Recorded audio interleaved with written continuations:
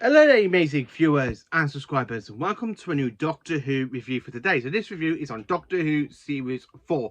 Now, I'm one of these idiots that actually class the specials, which is from the next Doctor down to the End of Time Part 2, as part of Series 4. So literally, if I'm going to talk about Series 4, I'm literally adding the specials into this video as well. So I've done my list of what I think of them. I've actually ranked these stories as well. So let's dive into it. So episode 1, Partners in Crime. I love it. Apart from Rose, which with Christopher Eccleston, I have to say this one is definitely in the top 3 fantastic openers for a Doctor Who series, because I really enjoyed the way it's done. I like the fact we don't really, Tennant and Donna don't really meet until basically they both listen to Miss Foster's conversation with that woman, that journalist woman, about the adipose, and then all of a sudden you've got Donna going like that, and the Doctor goes, Donna, and he goes, the way he's literally just like, and you got the reaction saying, what are you doing? I really enjoyed that scene. I really love the way Wilfred is just there looking for the telescope for the alien spaceships, or well, planets, and then of course you got an alien spaceship just behind him. I really love that scene. I love the way Donna goes, I'm waving at that. And the 10th Doctor is just absolutely brilliant. Now, the 10th Doctor is very, very different in this series. He's not the same as he is in Series 2, and he's definitely not the same as he was in the beginning half of Series 3. He's really grown, and I'm really loving this portrayal of the 10th Doctor. I am absolutely loving it. It's just brilliant. I mean, why can we not have this version of 10 in Series 2 and 3 instead of it just being Series 4 and the ending of Series 3? I don't really care for the lovely stuff, as you all know, but this is my favourite series for Tennant. I really enjoyed it. Partners in Crime, I've actually ranked this as a 10 out of 10 because I just really enjoyed this episode. It's a great series opener. I absolutely loved it. Episode 2, The Fires of Pompeii. Now, I did actually kind of enjoy this one. I like the references to the first Doctor story, aka the Romans, when the first Doctor admitted that the Doctor basically admitted that he had nothing to do with the fire of Rome, until it goes, wow, a little bit. I like this episode because, one, it's got Peter Capaldi. I like the villains, the Palavillians. I really enjoyed that. I like the Sisterhood as well, when they're literally going, it's come as the prophecy, the box, the blue box. I really enjoyed this story, but not as much as the first episode. If I'm going to be honest, this episode, I've literally just ranked it as a 7 out of 10. I just really didn't enjoy this one. Episode 3 is, of course, Planet of the Ood. Now, the Doctor takes Donna to her very first trip onto an alien planet, and it's absolutely brilliant. I love it. I like the way you kind of got the humans, you got the circle must be broken, you got that kind of mystery going on with the Ood, like saying the circle must be broken. And then, of course, when Ten and Donna's literally investigating, which is something which is brilliant. It's good to see the Doctor basically getting back to that instinct to investigate, which is something I think Series 2 and 3 missed in certain stories. But this one, it's just brilliant. The Doctor's back into his old nature he was in Classic Who's, just going around the galaxy. He's literally popping in and just walking, you know, seeing what's going on. And then, of course, you got the Ood with the red eye and stuff. And then you got the Doctor going, the Doctor Donna friends. I really do enjoy this episode. And this one I've actually really ranked it as a 10 out of 10. And of course, the villain gets his odd comments yet again, like Miss Foster did in Partners in Crime, because the Ood turned the extra villain into an Ood. he basically gets his own justice, and I really like this episode. I really do. Episode 4 and 5, it's a 2-parter, which is the Centaurism and Poison Sky. Now, I really did enjoy this 2-parter. I have to be honest, when I rewatched this one, I really enjoyed it more than I actually did a couple of other times in my rewatches. Since watching War of the Centaurans, this one's really good as well. I absolutely love the way how they're behind the Atmos system. They're trying to turn Earth into a clone planet so they can clone themselves on this planet to help with the war with the Rutans. General Star is very, very different with the other Centaurans that we've already met, like Stike and Steyr and Lynx, and of course that one from the Invasion of Time, which I can't remember that Centauran leader's name. It's very different. Again, these Centaurans are like really, really short midgets, but I don't really get it. I get what they were trying to do with it, because in Classic Who they were a bit short, where apart from the 2 Doctors where they're really, really tall, so they do kind of go back to being short, but I don't mind they changed the armor to blue. I would have preferred if they just kept it to the original design, like they did back in Doctor Who Flux. I love the fact they got the classic one, the classic designs kind of back, where this one's just kind of blue and it really flat and like. I don't really care for this episode. I like it. I do like this two-part. It's just I don't really care for the design of the Centaurans. But the episode itself is really, really good. Honestly, it's really, really good. So you got the Doctor being called to Earth by Martha. Then, of course, they go into the Atmos Systems factory. Find out half the clones are, well, half the workers are there have got really bad dodgy heartbeats and nobody has sick days. And that they work 24 hours a day. But it's actually good because when the Centaurans, it actually just really kicks in. It really kicks in with the Centaurans as well. And I love the way you got Luke Rattigan joining with the Centaurans going Salta-ha, Salta-ha. And then you kind of got the whole planet becoming misty and the Doctor's just standing there in the road because he can't actually stop what's going on. Episode 2, I love the way he tricks them by getting the TARDIS to be teleported so he can actually use Donna to whack back the teleport systems so he can teleport the TARDIS and Donna back down. And then, of course, he goes into Luke Rattigan, and I love the way the 10th Doctor literally snatches his gun and says, if I see one more gun, and the way he throws it, and I really love it, and the way he literally teleports. And the fact is, though, it really shows how much darker the 10th Doctor actually can get, because he actually goes to prepare to blow himself up. He's built this system. He's defeated the kind of gases that the Centaurans was using to try and clone the Earth. And I really love the way how he's literally, honestly, he's just there about to say, I will do it, Stahl. He's trying to give him one last warning before he literally kills him. But he goes, knowing that you die too. And then, of course, Luke Rattigan saves the day by teleporting the Doctor down. And he take the Doctor's place. And, of course, he just blows up. So the Centaurism and the Poison Sky, this two-parter is a whopping 10 out of 10. I really did enjoy this episode. So far, they've got Partners in Crime, which is 10 out of 10, Planet of the Ood, and the Centauran two-parters, which is all 10 out of 10. I really do enjoy this one. The Doctor's Daughter, I don't really care for this one as much as some people do. Yeah, okay, it's kind of have Peter Davison's daughter in it, playing the Doctor's daughter, and then, of course, in reality, the Doctor's daughter is actually David Tennant's wife, so really, how's that confusing for people, hey? Oh, yeah, Tennant's married to Peter Davison's daughter, who basically Peter Davison was the actor to play the 5th Doctor, but she's married to the 10th Doctor, and she actually plays the Doctor's daughter in this episode. It's very, it's very timey-wimey, isn't it? Very timey-wimey. I do like the design of the half. They're very great, and I love the way these humans are, but for me, this episode, I've had to mark it down as a 6 out of 10. I don't really care for this episode as much. It's not as good as people make it out to be. I remember watching this, and I did enjoy it back in the day, in 2008. I remember rewatching this last October, and I thought I enjoyed it. But for some reason, this rewatch, I didn't really care for it that much. I don't know what it is. Episode 7 is, of course, Unicorn and the Wasp. And what can I say about it? What can I say? It's a very good whodunit. It's a very Agatha Christie sort of style, even though it does have Agatha Christie in it. It's a very good kind of story, very murderish. And then, of course, the murderer is an actually alien's big giant wasp. Yeah. This one, I have to be honest, this one I've actually marked down as a 5 out of 10 because I didn't enjoy it as much. Episode 8 and 9, again, we are in a fantastic two-part story, which is Silence in the Library and, of course, Forest of the Dead. I absolutely love this one. This is the one that literally connects everything up to River's song, because back in 2008, we didn't know who River was. This is the first time we as a viewer met her and as the Doctor met her, because the Doctor and River's timelines are very back to front. And the fact that we kind of see her die in this episode, you have to watch the whole River Song story arc to click it in, but I really like the way how this is, with the Doctor's timeline being very back to front. I really like how Stephen Moffat kind of did this episode, this two-parter.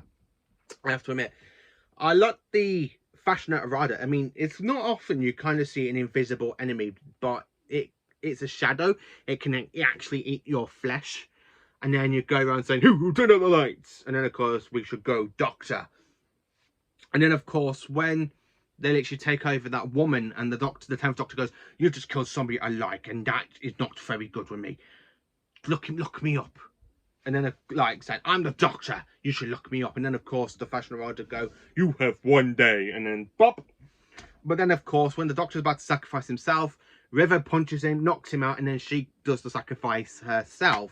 I really do like this two-part. It's very epic and stuff. It's very, very dark for modern Doctor Who. I mean, people say classic Doctor Who had some dark stories. I mean, obviously, Tennant's run has some dark stories in it, and this is one of them. And I'm like, you know what? Why is people saying classic Doctor Who's dark? Modern Who's just got some same elements of darkness in its stories. So, anyway. Silence in the Library and, of course, Forest of the Dead. Both episodes I've marked out as a 10 out of 10. I really enjoy these episodes. I absolutely do.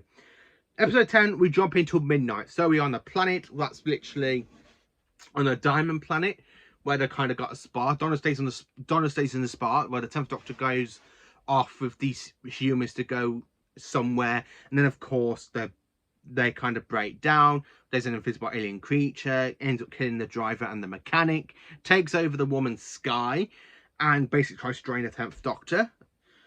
This episode, I have to be honest, I've actually marked this down as an 8.5 out of 10. It's not good to be a 10 out of 10. I really did enjoy it. Don't get me wrong, I absolutely did enjoy it, but it doesn't, there's something about it, because one, we've got Patrick Troughton's son in this, Michael Troughton. And when I was watching it, it's like when he was doing some face expressions, it's just like I'm looking at Troughton. It really looks like I'm watching Patrick Troughton, but in fact it's his son, and his son's got some great, some of his dad's mannerisms and stuff, and it's really good. I don't like some of the characters. I mean, the one that plays the wife of that big bloke with the beard, I think she needs a good slap. I really do think she just needs a good slap. But this episode I don't really care for. Some episodes, this is the one where I'm like thinking, you know what, it doesn't deserve to be a 10 out of 10. It doesn't deserve to be a 5 out of 10 or a 4 out of 10. I'm just going to put it as an 8.5 because I did enjoy it, but not as much as some other episodes. Turn Left. Now, this one I've had to put down as an 8 out of 10. Now, this one, I do like what they were going for. They bring back Rose, talking about the stars going out, that you got Captain Jack defeating the Centaurans, because this is the whole world. The Doctor died while defeating the Arachnos, and then, of course, he drowned, and it happened too quick for him to regenerate. Yeah, which is kind of good. It's making Donna like this very important character for the Doctor to be around with. Like when you got Rose saying, "You saved the Doctor from drowning, you stopped him in time, you got him out and everything." But I'm thinking to myself, yeah, but everything still happens. You got the Titanic crashing into London, the Adipose happens in America instead of Britain, the Centaurans invade still. Really, it doesn't really work out without the Doctor. We're literally stumped. That's the thing. We are doomed without the Doctor really saving us and stuff. Yeah, we had Torchwood. Yeah, Captain Jack teleported to the Centaurian ship to blow them up. But you know, the rest of it, it's very, very Tamara, and it literally leads into where series 2, episode 2 was, where it says there's something on your back. And Donald's like, what, where? And we don't really hear it for the rest of the series. And then we jump into this episode and we kind of get it again with the Time Beetle, actually one of the Trickster's devices. And then, of course, that version of Donna basically runs to change history. She literally ends up dying. Rose tells her, saying, "Tell the Doctor one word." What's that? Bad wolf. And then, of course, we go into the next episode, the next 2-part episode, which is The Stolen Earth and Journey's End. Again, this one, for finales of a series, I have to admit, I absolutely love this one. It's really good. This is if I'm going to be honest, I have to say this is probably my 3rd favourite kind of finale for Doctor Who. I mean, my all-time favourite is Bad Wolf and Partner of the Ways. This is either in 2nd or 3rd, and I have to admit, I love it. I love the fact we've got Davros's return since 1988. We've got a whole new Dalek Empire hiding 27 planets in the Medusa Cascade. The Dalek Empire destroying Clom, and the Earth is one of them, try and create a reality bomb. And then, of course, the 10th Doctor gets shot by a Dalek when he sees Rose. Again, this is where lovey-dovey stuff comes in, but then all of a sudden it's like, tragedy has happened, because the Doctor's there too busy running to Rose, doesn't see a Dalek, the Dalek shouts exterminate, the 10th Doctor just gets exterminated and falls to the floor. Is this the end of the 10th Doctor? Well, technically, yes, and technically, no. Because Jack reappears, he destroys the Dalek, tells Donna and Rose to get him back into the TARDIS, he's about to regenerate. So anyway, why? Rose and Jack knows what the Doctor's going to do. Donna's there in the darkness saying, why? What do you mean? What happens next? And he goes, it started. And it's like, yeah, okay, does this mean we're going to get the next Doctor? Are we going to get the next Doctor? And then we literally get into the regeneration. It's like, to be continued. And then when you get into it, he literally pulls all his regeneration into all the regeneration energy into his spare hand. Then later on in the episode, Donna touches the hand, a human version of the Doctor grows out of it, making a meta-crisis Doctor. So really, the 10th Doctor really basically uses his 11th regeneration and his 12th regeneration. So when he regenerates into Matt Smith, that's Matt Smith's on his final regeneration. So really, Tennant's literally just a greedy bugger. You know what? I've just wasted this regeneration. I'm going to give myself some extras. Yeah, that only lasts 5 more episodes. Meh. You know, what are we supposed to say? People were like, oh, this doesn't class as a proper regeneration. And Stephen Moffat just went, right, that's it. I'm writing it to make it canon that this actually does class as a regeneration. Boo for that. I like the fact we've got Torchwood in this 2-parter. We've got the Sarah Jane with Mr. Smith and K9 literally helping the 10th Doctor to get Earth back into its proper orbit. The Daleks plan, it's really good actually. And I like the way we've got Dalek Khan, who's gone insane, saying, I flew into the wild on fire and I danced and died thousands of times. I really enjoyed that bit of Dalek Khan. And to be honest with you, this finale is literally both episodes are 10 out of 10. Yeah, okay, there's like some aspects of it I don't really like, but you know, I can't really say anything apart from that dodgy regeneration, making the 10th Doctor steal a regeneration from his future self. So really, Tennant could have gone, and then we could have had another Doctor in between Tennant and Smith, but no. I really think that was really dodgy of Tennant. You know, I don't want to lose this face. You know what, I just keep it. You know, just keep it. Yeah, casual. That's the only thing I have to say. But Daleks, I really love the Daleks assign to the Dalek Supreme. I mean, it's not often in modern Who we kind of see a Dalek Supreme. In modern Doctor Who, we've only had 2 Dalek Supremes. The one from the Matt Smith era, from the Genesis device in Victory of the Daleks, the Paradigm Daleks, and then of course we have the Dalek Supreme from this one. Where in Classic Who, we kind of had Dalek Supremes pop out in quite a few stories, with Hartnell and Troughton and Pertwee, Baker, Davison, McCoy, and McGowan. We kind of had Supreme Daleks who literally just pop out. But modern Who, we don't really have that many Supreme Daleks. I mean, we've only had the one that was used in this story, and then it returned, or Davros rebuilt another one with the same casing as this Dalek Supreme, because Jack ends up destroying it. So yeah.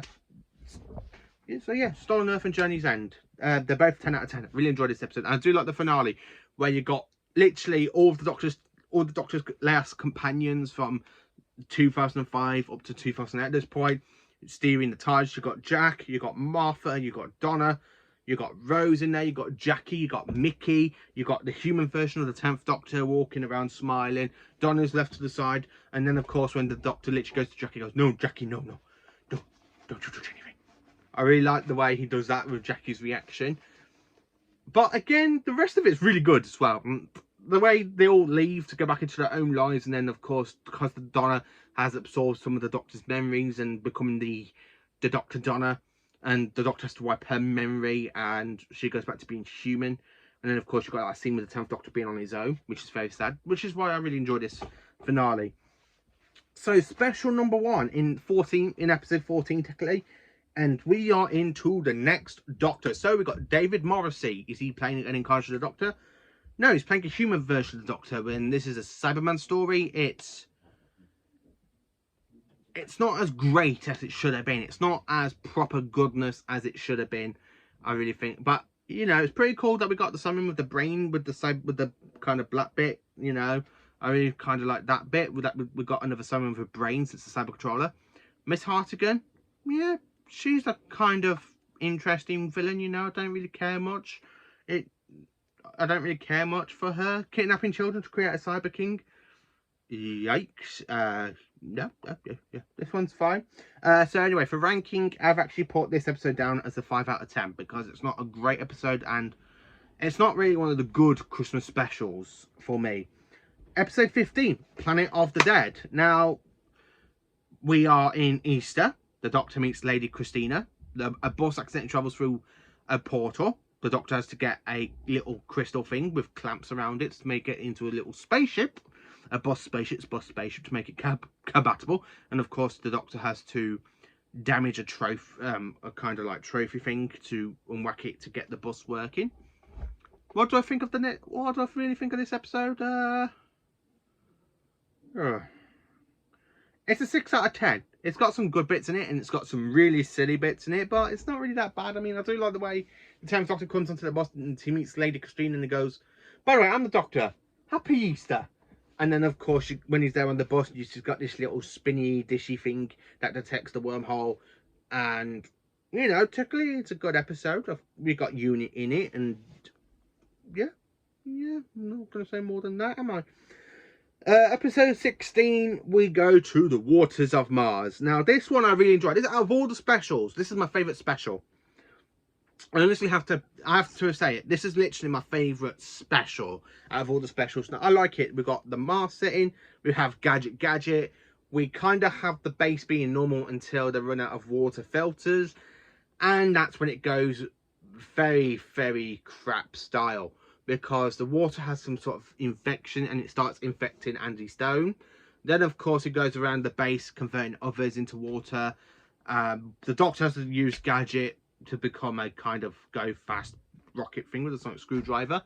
The rest of the episode, pretty much enjoyable. I love it. I mean, for the extra say this is my favourite special. Why is that? Because this really gives the 10th Doctor more depth. And the next two specials really take the 10th Doctor, like the development of the 10th Doctor away from what he develops in this one. I mean, in this one we see him snap and he becomes the Time Lord victorious and he literally loses his temper and everything, and then of course he literally changes the rules of time, saves everybody, well, saves some of the people, and then of course the last two survivors end up surviving anyway to tell the story. And then of course we literally jump into Adelaide Block, who ends up killing herself in her own house, which is, you know, the 10th Doctor changes history.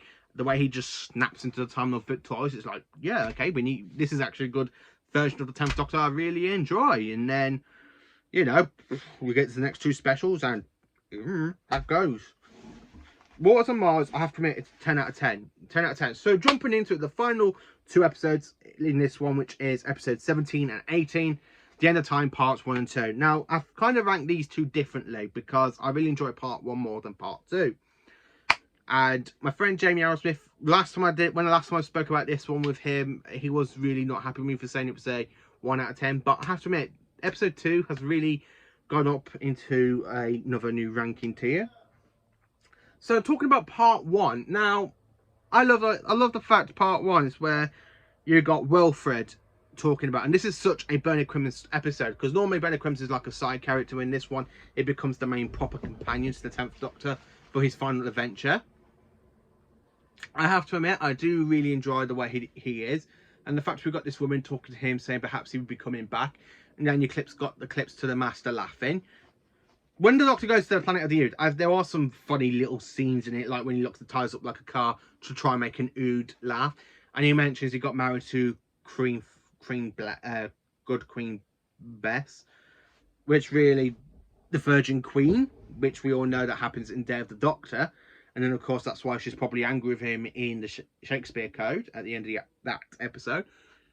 The way he literally sits down, he shows them clips of the Master and finds out part of the Master survived during the ring. And then of course the Doctor being the Doctor trying to get back to Earth just in time, but he gets there a little bit too late. The Master's been fully resurrected back from the dead, but it's gone wrong. He's shooting these electric cables. So literally during this first story, we got the Time Lords kind of, now we got Rassilon kind of narrating little bits of it, and then of course you got the 10th Doctor running. He can hear the drawing in the Master's head, and then of course the Master literally turns the humans into the human race. And then of course you got Rassilon going, "This is the day the Time Lords returned." And then jumping into episode 2, the story goes a little bit downhill for me. a little bit downhill. So the bits I'm going to talk that was good about it, I love the fact we saw Gallifrey in the final, in the last day of the Time War, before the War Doctor blows Gallifrey up. I kind of like the way we got damaged Dalek ships around Gallifrey's citadel. And the fact that Rassilon's trying to find a way to survive and goes, I will not die. Do you hear me? We have 1,500 years of Time Lord history riding on our backs. And then, of course, you have that woman saying, Earth, Earth, Earth. But there's like a prophecy, like 2 children beyond the final day. And he goes, that suggests the Doctor and the Master. And then, of course, they come up with the plan, send it back in time so the Master can hear the drumbeat. They use it to try and survive with by sending a white point star, which is really good. I do like the rescue scene. I have to admit, the rescue scene just makes me laugh every time I watch it, where the 10th Doctor's there and they kind of got Donna collapsed and he goes, don't worry, she's fine, she'll just sleep. And I really like the way he goes, and you still Brown's dead stupid. You really don't see the office when he goes, what's that? I went, that guard is 1 inch too tall. And of course, we've got the cacti people. Well, cacti, but that's racist to them apparently, so I don't know what to call them. I like the way how they rescue it, and the Doctor goes, no, get me out. No, not the stairs. Not the stairs.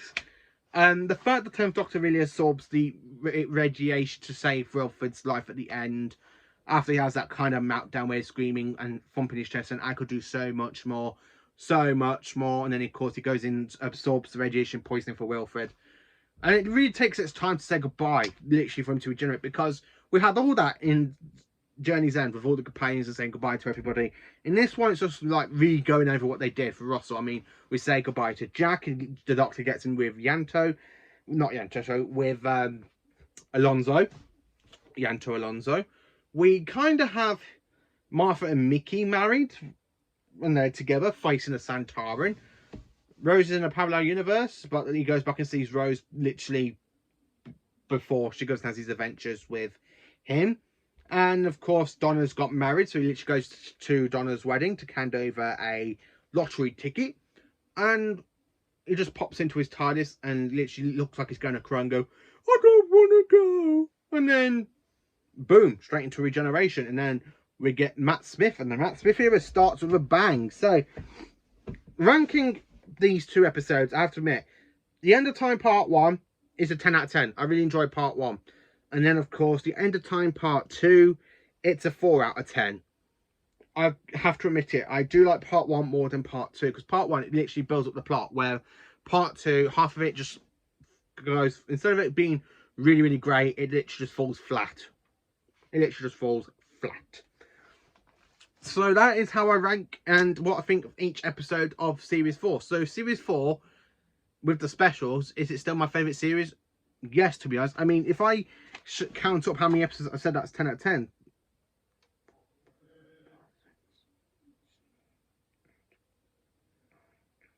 So literally there's like 10 episodes out of 18 that I've actually said that is literally 10 out of 10. And that's really good. That's actually positive. Where some episodes, they're like a 4, 5, 6, 7, an 8 or an 8.5. There's really... So it's really... This series, it's really good. It's Tennant's best series, in my opinion. I really enjoyed it. So thank you for watching this review on Doctor Who Series 4. I hope you enjoy me talking about Series 4, talking about some of the stories. Let me know what is your favourite episode out of this series, and join me for more awesome Doctor Who content. Thank you for watching, and have a cracking day tomorrow.